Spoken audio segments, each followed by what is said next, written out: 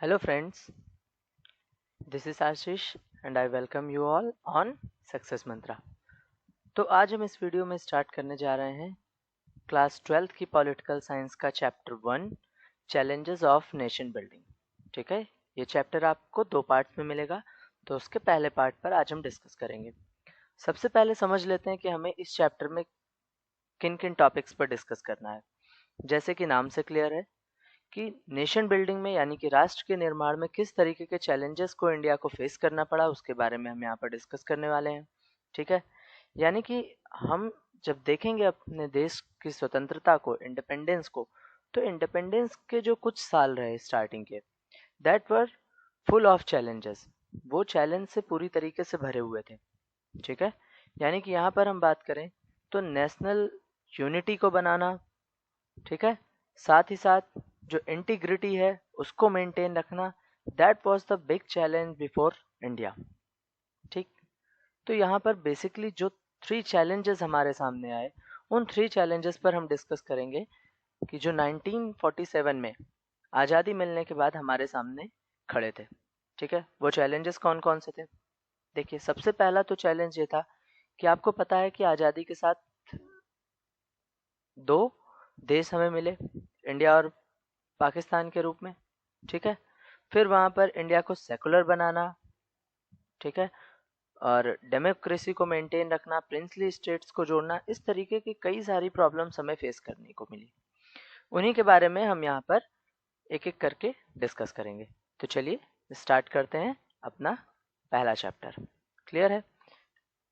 तो यहाँ पर हमारा जो पहला टॉपिक है that is challenges for the new nation, यानी कि एक नए राष्ट्र के लिए क्या क्या चैलेंजेस हो सकते थे।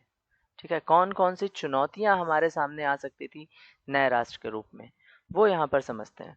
नए राष्ट्र का मतलब क्या है कि अगर हम बात करें मिडनाइट की, मिडनाइट 14-15 ऑफ अगस्त 1947।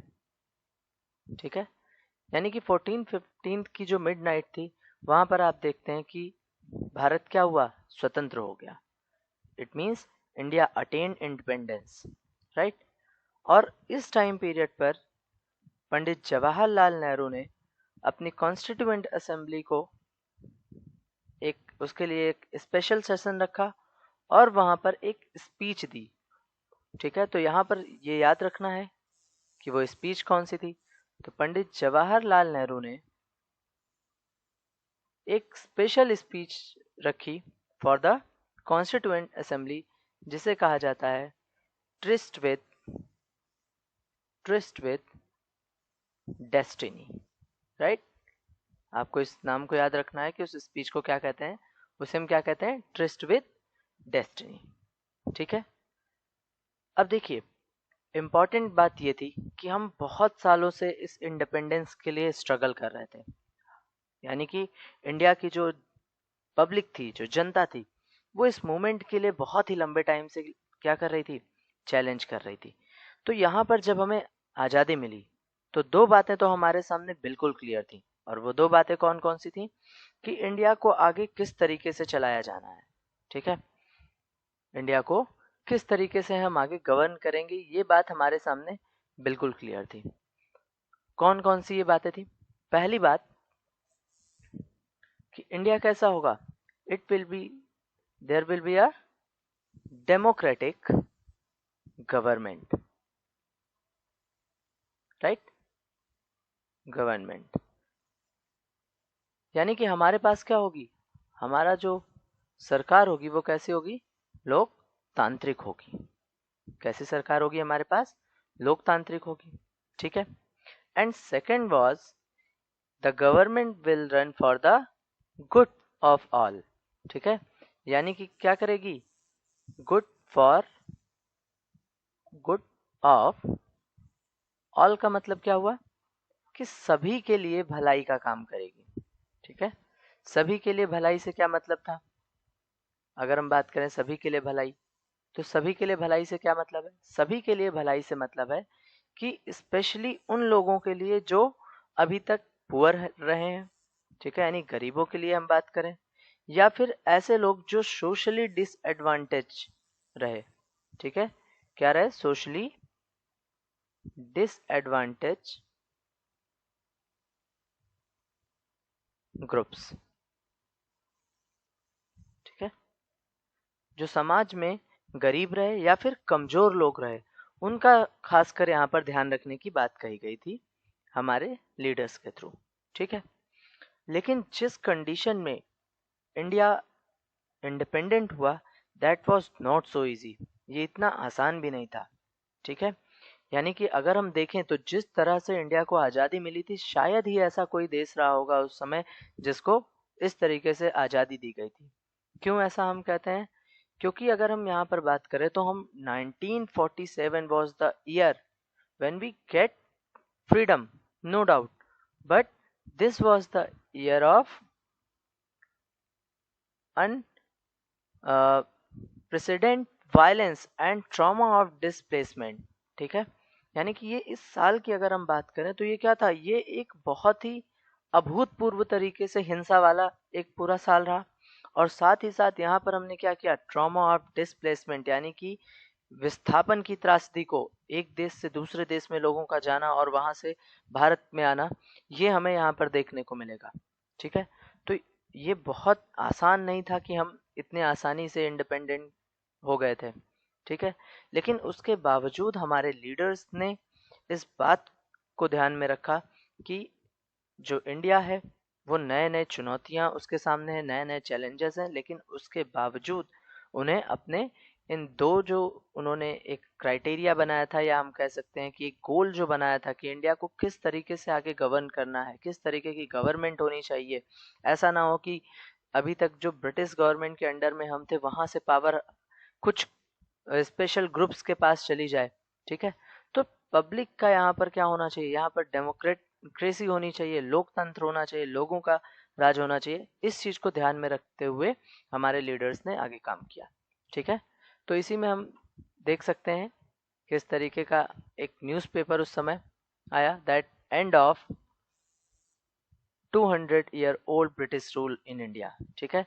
यानी कि जब आप इसको देखेंगे तो ये क्या है, न्यूज़पेपर में निकला था द हिंदुस्तान टाइम्स में कि इंडिया में 200 सालों का जो एक ब्रिटिश रूल था वो अब क्या है, खत्म हो गया है। तो हमें क्या क्या चीज़ें यहाँ पर ध्यान रखनी है कि 15 ऑफ अगस्त को जब हमें आज़ादी मिली, तो आज़ादी में हमें दो चीज़ें मिली, एक तो पार्टीशन, ठीक है, हम देखते हैं कि दो राष्ट्र हमें मिले, इंडिया और पाकिस्तान के रूप में, ठीक है।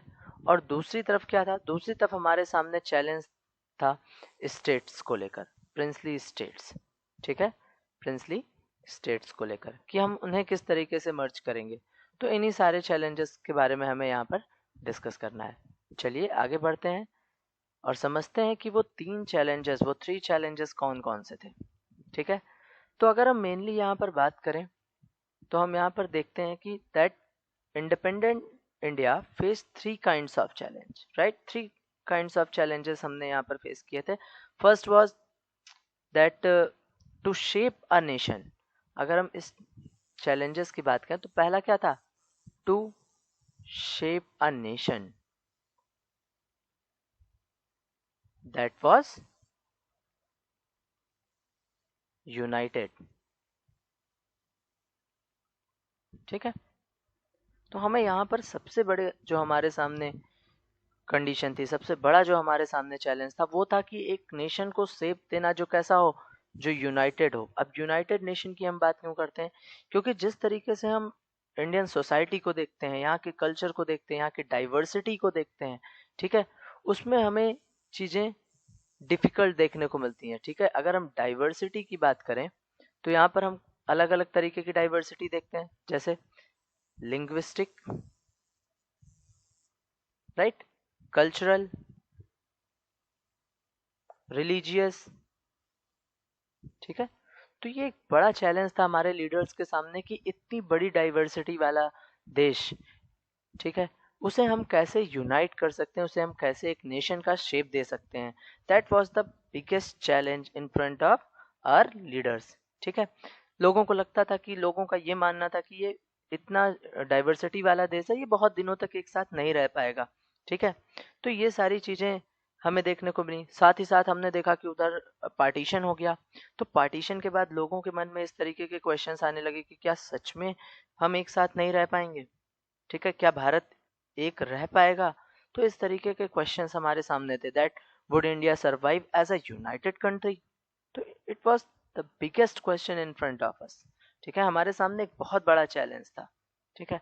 दूसरी तरफ हम ये भी देख रहे थे कि क्या इंडिया सेक्रीफाइस कर लेगा, किन चीज़ों से, जिस हम ऑब्जेक्टिव्स की बात कर रहे थे, यूनिटी की बात कर रहे थे, ठीक है, क्या उस यूनिटी से हम सेक्रीफाइस कर लेंगे। तो ये एक बहुत बड़ा क्वेश्चन था हमारे सामने, ठीक है। तो ये सारी इन चीज़ों को देखते हुए, और सबसे बड़े क्वेश्चन की अगर हम बात करें तो सबसे बड़ा क्वेश्चन था that how was integration of territory of India to be achieved, यानी कि जो भारत है उसकी हम इंटीग्रिटी यानी कि जो हमारी अखंडता है उसको हम कैसे पाएंगे, ठीक है, उसको हम कैसे अचीव करेंगे। तो ये एक बहुत बड़ा क्वेश्चन था। तो पहला चैलेंज हमें मेरे सामने जो आया, हमारे सामने जो आया, that was to shape a nation that was united, कि इतनी बड़ी डाइवर्सिटी वाली कंट्री को एक यूनाइटेड नेशन के फॉर्म में शेप देना। सेकंड चैलेंज क्या था? सेकंड चैलेंज था to establish democracy, to establish democracy, यानी कि लोकतंत्र को क्या करना है यहाँ पर, एस्टैब्लिश करना, ठीक है, लोगों को राइट्स देना ताकि वो अपनी गवर्नमेंट को क्या कर सकें, इलेक्ट कर सकें, उन्हें कुछ फंडामेंटल राइट्स प्रोवाइड कराना, ठीक है, क्या करना, लोगों को फंडामेंटल राइट्स प्रोवाइड कराना, और साथ ही साथ उन्हें वोटिंग राइट्स देना, ठीक है। वोटिंग राइट्स अगर हम लोगों तक पहुंचाएंगे तभी हम डेमोक्रेसी के कॉन्सेप्ट को ग्राउंड लेवल पर ला सकते थे, ठीक है, कि सभी के पास क्या होना चाहिए, राइट टू वोट होना चाहिए, यानी कि वोट देने का, मत देने का अधिकार होना चाहिए, ठीक है। And India adopted representative democracy based on the parliamentary form of government, यानी अगर हम भारत की बात करें तो भारत ने क्या किया, एक पार्लियामेंट्री फॉर्म यानी कि जो संसदीय शासन है उस पर आधारित एक रिप्रेजेंटेटिव डेमोक्रेसी, जिसको हम कहते हैं प्रतिनिधित्व मूलक लोकतंत्र, को अपनाने की यहाँ पर बात की, ठीक है। प्रतिनिधित्व मूलक यानी रिप्रेजेंटेटिव डेमोक्रेसी का मतलब क्या होता है कि जो सिटीजन होंगे हमारे, ठीक है, ये सिटीजन अपने रिप्रेजेंटेटिव्स को इलेक्ट करेंगे, ठीक है, यानी कि इतनी बड़ी कंट्री में सिटीजन डायरेक्टली तो पार्टिसिपेट नहीं कर सकते थे, ठीक है। तो ऐसी कंडीशन में क्या होगा कि एक पॉपुलेशन के बेसिस पर हम क्या करेंगे, वहां से एक रिप्रेजेंटेटिव को इलेक्ट करेंगे और वो रिप्रेजेंटेटिव हमारे लिए फॉर्म करेगा गवर्नमेंट को, ठीक है। और कैसी ये गवर्नमेंट होगी, ये गवर्नमेंट होगी पार्लियामेंट्री, ठीक है, पार्लियामेंट्री फॉर्म ऑफ गवर्नमेंट होगी, यानी कि संसदीय प्रणाली पर क्या होगी आधारित, हमारे पास शासन होगा, ठीक है। तो ये एक चीज हमने देखा, और ये इसलिए भी जरूरी है कि हम लोकतंत्र को, डेमोक्रेसी को क्या कर सकें, मेंटेन कर सकें, उसे कायम रख सकें, ठीक है। तो ये तो एक रही बात हमारे सामने। थर्ड चैलेंज क्या था, थर्ड चैलेंज कौन सा था? Third challenge was to ensure the development and well-being of the entire society and not only of some sections। कि तीसरा चैलेंज जो हमारे सामने आया वो ये था कि हम जब समाज के विकास की बात करते हैं, उसके डेवलपमेंट की बात करते हैं, तो हम इस बात को इंश्योर करें कि समाज में जो विकास होगा वो सभी के लिए होगा, वो एंटायर सोसाइटी के लिए होगा। ऐसा ना हो कि केवल कुछ लोगों को उस डेवलपमेंट का फायदा मिले, बाकी सभी उससे पीछे रह जाएं। तो इस बात को इंश्योर करने का काम भी गवर्नमेंट का था। तो ये सारे चैलेंजेस हमारे सामने आए, ठीक है। और इन चीज़ों को हम देखते हैं, इन चीज़ों को इफेक्टिव बनाने के लिए हमने क्या किया, हमने अपने कॉन्स्टिट्यूशन में डीपीएसपी का कॉन्सेप्ट रखा। तो थर्ड क्या था, to ensure the development and wellbeing and wellbeing of the entire society. Clear है यहाँ तक? तो ये 3 चैलेंज उस समय हमारे सामने, हमारे लीडर्स के सामने थे, ठीक है। और उन्हें दूर करने के लिए हमने क्या किया, उन्हें दूर करने के लिए गवर्नमेंट ने डीपीएसपी यानी directive principles of state policy का कॉन्सेप्ट कॉन्स्टिट्यूशन में रखा। जिससे क्या होगा, जिससे हम वेलबींग की बात, वेलफेयर की बात क्या कर सकेंगे, जो हमारा वेलफेयर का गोल है उसे हम अचीव कर सकेंगे, ठीक है। यहाँ तक क्लियर हो गया। लेकिन अब असली चुनौती क्या थी हमारे सामने, रियल चैलेंज क्या था। तो जो हमारे सामने रियल चैलेंज था, अगर हम इन तीनों के अलावा हम बात करें रियल चैलेंज की, सो दैट वाज कि एक इकोनॉमिक डेवलपमेंट करना कंट्री का, and second to eradication of poverty, ठीक है। यानी कि पावर्टी को क्या करना, पावर्टी को खत्म करना। ये दो सबसे बड़े चैलेंज इंडिया के सामने थे, क्योंकि उस समय सबसे ज़्यादा गरीबी इंडिया में हो चुकी थी और इकोनॉमिकली हम बहुत वीक हो गए थे। नया नया देश जो तुरंत अभी आज़ाद हुआ था, और आज़ादी के साथ साथ हमें पार्टीशन जैसी चीज़ों को फेस करना पड़ा। तो ऐसी कंडीशन में हम देखते हैं कि ये दो सिचुएशन जो थी वो हमारे लिए एक रियल चैलेंज के तौर पे सामने आई, ठीक है। बात हम करेंगे कि आखिर इसके लिए इंडिया ने किया क्या, हमें कहाँ तक सक्सेस मिली है इन चीज़ों में, हम अपने ऑब्जेक्टिव्स को कहाँ तक पूरा कर पाए हैं, ठीक है। तो इस चैप्टर में हमें इन्हीं चीज़ों को क्या करना है, कवर करना है कि हम किस तरीके से यूनिटी के साथ साथ और सिक्योरिटी के साथ साथ हम चीज़ों को आगे लेकर बढ़ेंगे, ठीक है। यानी कि हम डेवलपमेंट की बात करेंगे, और उस डेवलपमेंट के बीच में हमें क्या करना है, अपने जनता को, अपने सिटीजन को सिक्योर भी रखना है और उनकी यूनिटी को मेंटेन भी रखना है, ठीक है। तो ये एक चीज़ हमें देखने को यहाँ पर मिलती है चैलेंजेस के फॉर्म में। नेक्स्ट आगे बढ़ते हैं। तो यहाँ पर हम देखेंगे पार्टीशन, यानी कि जो हमारा विभाजन हुआ, ठीक है। डिस्प्लेसमेंट एंड रिहैबिलिटेशन, यानी कि डिस्प्लेसमेंट एक जगह से दूसरी जगह पर चले जाना, और रिहैबिलिटेशन मतलब फिर से वहां पर जाकर बसना। It was the biggest challenge, it was the biggest problem to a nation, ठीक है। तो यहाँ पर हम देखते हैं कि जब हम बात करते हैं 15th ऑफ अगस्त की 1947, तो यहाँ पर हमें सिर्फ आज़ादी नहीं मिली, आज़ादी के साथ साथ इंडिया और पाकिस्तान जैसे दो पार्टीशन में डिवाइड हो जाने वाले देश हमें मिल गए, ठीक है। यानी कि इस विभाजन ने क्या किया था, इस पार्टीशन ने क्या किया था, इंडिया में जो ब्रिटिश इंडिया का पोर्शन था उसको इन दो स्टेट्स में डिवाइड कर दिया था, दो नेशन में डिवाइड कर दिया था, और इन दोनों के बीच में खींच दिया एक पार्टीशन लाइन, ठीक है। तो ये चीजें एक बॉर्डर लाइन यहाँ पर खींच दी गई, ठीक।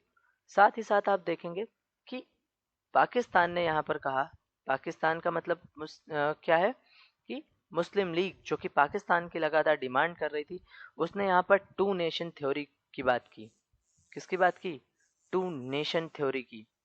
और टू नेशन थ्योरी क्या थी, टू नेशन थ्योरी थी कि स्टेट जो हमारा है, यानी इंडिया जो है, जो अभी तक ब्रिटिश इंडिया है, उसको रिलीजन के बेसिस पर डिवाइड कर दिया जाए, ठीक है। क्या किया जाए, रिलीजन के बेसिस पर डिवाइड कर दिया जाए, यानी कि जहाँ पर मुस्लिम मेजॉरिटी है उसे पाकिस्तान कहा जाए, और जहाँ पर हिंदू मेजॉरिटी एरिया है उसे इंडिया कहा जाए। तो इस तरीके की चीज़ें उन्होंने पार्टीशन के टाइम पर इस तरीके की डिमांड की, ठीक है। तो ये सारी चीज़ें हम प्रोसेस में देखते हैं। अब आते हैं प्रोसेस ऑफ पार्टीशन पर कि क्या प्रोसेस रहा है, विभाजन किस तरीके से किया गया, ठीक। तो जो एक देश, एक राष्ट्र, एक नेशन इंडिया के नाम से जाना जाता था, उसका पार्टीशन होगा और वो दो पार्ट में डिवाइड होने वाला था, that was India and Pakistan, ठीक है। सबसे बड़ी चीज़ तो ये है कि पार्टीशन बहुत आसान नहीं होता है, बहुत ही दर्दनाक चीज़ होती है, ठीक है। ये इतना इजी नहीं होता है किसी के लिए, ठीक है। ये बहुत ही पेनफुल प्रोसेस है, ठीक है। लेकिन उसके बावजूद इस फैसले पर हमें काम करना था, ठीक है। It was so difficult. तो इसके लिए हमने क्या किया, इसके लिए जो ये पार्टीशन किया गया उसका जो बेस बनाया गया दैट वॉज रिलीजन, उसको रिलीजन के बेसिस पर यहाँ पर डिवाइड किया गया, जबकि इंडिया ऐसा नहीं चाहता था। लेकिन क्योंकि मुस्लिम लीग लगातार यहाँ पर टू नेशन थ्योरी की बात कर रहा था और रिलीजन के बेसिस पर ही डिवीजन चाहता था, इसलिए उसने यहाँ पर डिवीजन किसके आधार पर किया गया, किसके बेसिस पर किया गया, रिलीजन के बेसिस पर। जो मुस्लिम मेजॉरिटी एरिया थे, ठीक है, जो मुस्लिम मेजॉरिटी एरिया थे उन्हें कहा गया पाकिस्तान, और हिंदू मेजॉरिटी एरिया के साथ हमने क्या देखा, इंडिया। ठीक है, हिंदू मेजॉरिटी एरिया या हम कहें कि हिंदू या फिर बाकी के बुद्ध, सिख, जैनिज्म, ठीक है, क्रिश्चियन, इन सभी को फॉलो करने वाले एक ग्रुप में होगा जिसे कहाँ पर रखा गया, इंडिया में। ठीक है, और मुस्लिम मेजॉरिटी एरिया के साथ पाकिस्तान अलग हो गया। ठीक है, अब पहली बात तो हमारे सामने ये आई कि जब हम ब्रिटिश इंडिया की बात करते हैं तो वहाँ पर हम देखेंगे कि ऐसा तो था नहीं कि कोई एक भी इलाका ऐसा नहीं था जहाँ पर मुस्लिम बहुत मेजॉरिटी में हो। ठीक है, लेकिन ऐसे दो एरिया थे जहाँ पर हमें देखने को मिलता है कि मुस्लिम मेजॉरिटी में है। जैसे कि अगर हम इंडिया के मैप से इसको समझने की कोशिश करें, ठीक है, इस तरीके से अगर हम समझें तो ये वाला पोर्शन और इधर पाकिस्तान, ठीक है, यानी कि ये पूरा इंडिया था उस समय इस तरीके से। तो यहाँ पर एक ईस्ट का ये पोर्शन और दूसरी तरफ ये वेस्ट, ये दोनों मुस्लिम मेजॉरिटी एरियाज थे जहाँ पर मुस्लिम जो थे वो बहुसंख्यक थे। ठीक है, तो इसलिए आप देखेंगे कि यहाँ पर ये मुश्किल हो गया कि कैसे डिवीज़न किया जाए। तो आप देखते हैं कि पाकिस्तान दो हिस्सों में बटा, एक को हम कहते हैं ईस्ट पाकिस्तान और दूसरा वेस्ट पाकिस्तान, जो कि आपको 1971 तक देखने को मिलेगा। ठीक है, तो इस तरीके से दो पार्ट में डिवीज़न हो गया, दो पाकिस्तान हमारे सामने आ गए। ठीक है, लेकिन उसके बीच में अगर हम कहें कि क्या सभी मुस्लिम्स ये चाहते थे कि रिलीजन के बेसिस पर डिवीज़न कर दिया जाए, तो ऐसा बिल्कुल नहीं था। और उसमें एक सबसे बड़ा नाम जो हमारे सामने आता है वो किसका है, खान अब्दुल गफ्फार खान का। ठीक है, जिसे फ्रंटियर गांधी के नाम से जाना जाता है। वो इस टू नेशन थ्योरी के बिल्कुल खिलाफ थे, वो बिल्कुल नहीं चाहते थे कि इस तरीके से दो नेशन बनाए जाएं। ठीक है, क्लियर है यहाँ तक। अब अगली समस्या की तरफ चलते हैं, अगले चैलेंज की तरफ हम चलते हैं कि अगले प्रॉब्लम हमारे सामने कौन सी आई। ठीक है, अगली प्रॉब्लम हमारे सामने ये आई कि अगर हम यहाँ के बॉर्डर एरियाज को देखें, यानी कि इधर पंजाब और इधर बंगाल, तो ये दो ऐसे एरिया हैं जहाँ पर मुस्लिम मेजॉरिटी थी। ठीक है, यहाँ पर क्या थी, मुस्लिम मेजॉरिटी थी, और बहुत से ऐसे भी हिस्से थे जहाँ पर गैर मुस्लिम लोग भी थे। ठीक है, क्लियर है यहाँ तक। तो ऐसे में इन दोनों का बंटवारा भी किसके बेसिस पर होना था, रिलीजन के बेसिस पर होना था। ठीक है, ताकि ये प्रॉब्लम आगे क्रिएट ना हो। ऐसी कंडीशन में आपको पता है कि 15 ऑफ अगस्त 1947 तक ये डिसाइड ही नहीं हो पाया कि कौन से एरिया पाकिस्तान में जाएंगे पंजाब और बंगाल के और कौन से इंडिया में रहेंगे। इसका मतलब ये था कि अभी तक हम आज़ाद हो गए और लोगों को ये भी नहीं पता था कि वो भारत में है या पाकिस्तान में है। It means they are in India और पाकिस्तान, ये उन्हें अभी तक पता ही नहीं चला था। ठीक है, और दूसरी तरफ सबसे ज़्यादा अगर हम देखें कि इस पार्टीशन की जो प्रॉब्लम थी वो किसको फेस करनी पड़ी, इसकी जो डीपेस्ट ट्रॉमा था वो किसको फेस करना पड़ा, that was Punjab and Bengal. ठीक है, क्योंकि यहीं से डिवीज़न होना था, इधर पंजाब बॉर्डर से और इस तरफ आप देखेंगे बंगाल बॉर्डर से। यहाँ के लोगों तो को अभी तक यही नहीं पता था कि वो इंडिया में है, उनके कौन से हिस्से उस प्रोविजंस के, वो सॉरी प्रोविंसेस के वो इंडिया में है और कौन से पाकिस्तान में है। ठीक है, तो ये सारी प्रॉब्लम्स हमें यहाँ पर देखने को मिलेगी। और नेक्स्ट जो हमारे सामने प्रॉब्लम आई वो प्रॉब्लम आई माइनॉरिटीज को लेकर, यानी कि अल्पसंख्यक लोगों को लेकर। अब हम देखेंगे तो बॉर्डर के दोनों तरफ क्या है, बॉर्डर के दोनों तरफ अल्पसंख्यक है, माइनॉरिटीज है। ठीक है, और जहाँ पर हिंदू मेजॉरिटी है वहाँ पर मुस्लिम माइनॉरिटी हो गए, जहाँ पर जैसे पाकिस्तान की हम बात करें तो वहाँ मुस्लिम मेजॉरिटी थी तो वहाँ हिंदू और सिख माइनॉरिटी में आ गए। तो जैसे ही लोगों को ये पता चला कि हम पार्टीशन हो गया है, तो एक तरीके से क्या आप देख रहे हैं कि वो अपने ही देश में विदेशी हो गए, अपने ही घर में वो क्या हो गए, विदेशी हो गए, फॉरेनर हो गए। ठीक है, तो ऐसी कंडीशन में उनके सामने सबसे ज्यादा प्रॉब्लम्स आई जो माइनॉरिटीज में आ गए। ठीक है, क्योंकि जैसे ही लोगों को पता चला कि पार्टीशन हो गया है रिलीजन के बेसिस पर, तो जो मेजॉरिटी एरिया था, मेजॉरिटी जो सेक्शन था, उसने माइनॉरिटीज पर अटैक करना स्टार्ट कर दिया। ठीक है, और ऐसी कंडीशन में आप देखते हैं कि हमारे पास कोई भी प्लान नहीं था, क्योंकि हमारे लीडर्स को लग रहा था कि हम आसानी से पार्टीशन हो जाएगा, लोग अपने जिन्हें पाकिस्तान में जाना है वो पाकिस्तान में चले जाएंगे, जिन्हें इंडिया में आना है वो इंडिया में आ जाएंगे। बट ऐसा बिल्कुल भी नहीं हुआ। ठीक है, वहां पर जैसे ही एक दूसरे पर माइनॉरिटीज पर मेजॉरिटी सेक्शन की तरफ से अटैक किए गए, ऐसी कंडीशन में बिना प्लान के उन्हें कंट्रोल कर पाना मुश्किल हो गया।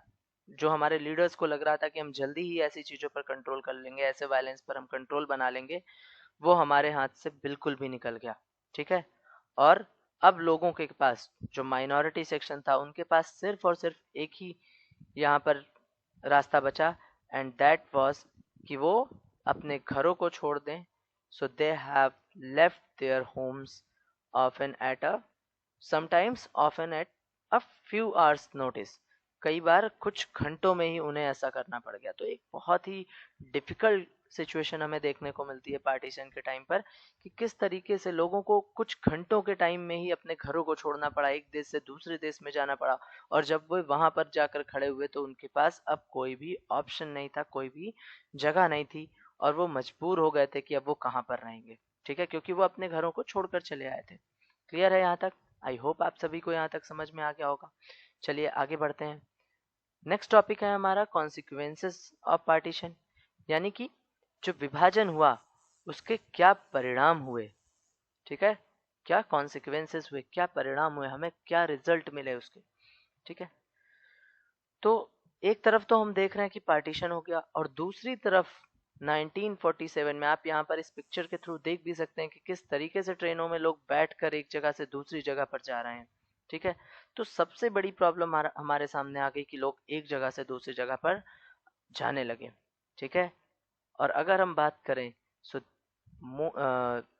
it was the year of 1947 that of the largest, most abrupt, unplanned and tragic transfer of population that human history has known। ठीक है, यानी अगर हम मानव इतिहास की बात करते हैं तो अब तक इतना बड़ा जो है आकस्मिक या फिर अनप्लान्ड यानी अनियोजित और ट्रेजिक ट्रांसफर हमने पॉपुलेशन का नहीं देखा था। ठीक है, तो ये एक बहुत बड़ा चैलेंज हमारे सामने था, और वो भी किस कंडीशन पर, रिलीजन के बेसिस पर। That was the biggest problem कि रिलीजन, धर्म को लेकर जहाँ पर माइनॉरिटी सेक्शन हो रहा था, वो जो है दूसरों, जो मेजॉरिटी सेक्शन के लोग हैं वो माइनॉरिटी पर अटैक कर दे रहा था, और ऐसी कंडीशन में जो माइनॉरिटीज थे उन्हें अपने घरों तक को छोड़ना पड़ जा रहा था। ठीक है, जो लोग नहीं भी चाहते थे कि वो जाएं, उन्हें भी ऐसा करना पड़ जा रहा था। और लाहौर वगैरह में हम देखते हैं, लाहौर हो गया, कलकत्ता हो गया, ये या फिर अमृतसर हो गया, यानी पंजाब बॉर्डर पे जैसे हमने बात की, तो बॉर्डर एरियाज में ये कंडीशन हो गई थी कि ये जो बॉर्डर एरियाज थे, जैसे कि यहाँ पर अगर हम बात करें लाहौर की, ठीक है, ये वो शहर है जहाँ पर सबसे ज्यादा प्रॉब्लम आपको देखने को मिलेगी। अमृतसर की, क्योंकि ये बॉर्डर एरियाज थे, अभी जो हमने डिस्कस किया पंजाब और बंगाल के बॉर्डर एरियाज थे। दूसरा कोलकाता। ठीक है, ये वो बॉर्डर एरियाज थे जो पूरी तरीके से उस समय क्या हो गए थे, कम्युनल जोन में कन्वर्ट हो गए थे। क्या हो गए थे, कम्युनल जोन में, यानी कि सांप्रदायिक अखाड़े में परिवर्तित हो गए थे। यानी कि आप देखेंगे यहाँ पर रिलीजन को लेकर बहुत ज्यादा दंगे लोगों ने करने स्टार्ट कर दिए थे। ठीक है, तो इसका मतलब था कि जहाँ पर जो मेजॉरिटी सेक्शन था वो माइनॉरिटीज पर अटैक कर रहा था, और ऐसी कंडीशन में माइनॉरिटीज को अपने एरिया को पूरी तरीके से छोड़ना पड़ जा रहा था। अब ऐसे लोग जो यहाँ से दूसरी जगह पर जा रहे थे वो बहुत ज्यादा सफर कर रहे थे, और सबसे बड़ा क्वेश्चन था कि वो रहेंगे कहाँ पर। ठीक है, तो ऐसे लोग जो एक जगह से दूसरी जगह पर गए, उन्होंने कहाँ पर शरण ली, रिफ्यूजीज कैंप में। ठीक है, रिफ्यूजी कैंप्स में वो जाकर रहे, यानी कि जो शरणार्थी शिविर होते हैं वहां पर उन्हें रहना पड़ा, और कई बार तो उन्हें पैदल चलकर एक जगह से दूसरी जगह पर जाना पड़ा। साथ ही साथ पार्टीशन के टाइम पर बहुत सी हमने प्रॉब्लम और भी फेस की, जिसमें सबसे बड़ी एक प्रॉब्लम थी विमेंस को लेकर, ठीक है, किडनैपिंग, उनसे ज़बरदस्ती शादी कर लेना, उन्हें अपने धर्म में कन्वर्ट करा देना, इस तरीके की प्रॉब्लम्स आपको देखने को मिलेगी। और ऐसी कंडीशन में खुद के लोगों ने अपने ही फैमिली की विमेंस को, फैमिली ऑनर को बचाने के चक्कर में क्या किया, मार डाला। They killed by their own family members to preserve the family honour. तो इस तरीके की बहुत सारी प्रॉब्लम्स हमें देखने को मिली, ठीक है। और उन सभी ने ये पाया कि अब वो क्या हो गए, अब उनके पास कोई भी घर नहीं है, ठीक है, अब वो होमलेस हो गए हैं, अब वो कहाँ पर जाएंगे। तो ऐसी कंडीशन में आप देखेंगे कि जो रिफ्यूजीज थे उनका नंबर बहुत तेजी से बढ़ा, और वे कई बार तो कुछ महीने या फिर कई बार कई कई सालों तक उन्हें उन रिफ्यूजी कैंप में अपने टाइम को बिताना पड़ा, ठीक है। उस टाइम पीरियड पर जो मूवीज वगैरह बन रही थी, आप जब एनसीईआरटी को पढ़ेंगे तो उसमें आपको देखने को मिलेगा कि कई तरीके की आपकी क्या की गई। उस समय के जो राइटर्स थे उन्होंने पार्टीशन के बेसिस पर इस तरीके की कुछ मूवीज भी बनाई, ठीक है। तो यानी कि वो भी दिखा रहे थे कि किस तरीके से पार्टीशन हमारे लिए बहुत ही ज़्यादा नुकसानदायक रहा, ठीक है, बहुत ही ज़्यादा हमें इसमें सफ़र करना पड़ा, हमारे लोगों को इसमें सफ़र करना पड़ा, ठीक है। और ऐसे में आप देखेंगे कि जो लोग थे उन्हें जो एक साथ अभी तक रह रहे थे वो अब क्या हो गए थे, वो अब नेबर्स हो गए थे, ठीक है। यहाँ तक कि अगर हम डेटा की कुछ बात करें तो कुछ ऐसे डेटाज मिलते हैं कि पार्टीशन के टाइम पर लगभग 80 लाख पीपल्स ऐसे थे जिन्हें अपने घरों को छोड़ना पड़ा, ठीक है। और इस पार्टीशन में लगभग, यानी कि एक जो मतलब गेस किया जाता है that about 5 lakh peoples, 5 to 10 lakhs peoples were killed, यानी कि उन्हें अपने जान से हाथ गंवाना पड़ा, है ना। तो इस तरीके की चीजें हमें देखने को मिली पार्टीशन के टाइम पर। तो पार्टीशन बहुत इजी नहीं था, ठीक। अब यहाँ पर हम देखें तो हमने अभी पहले स्टार्टिंग में डिस्कस किया कि इंडिया इस टू नेशन थ्योरी को नहीं मानता था।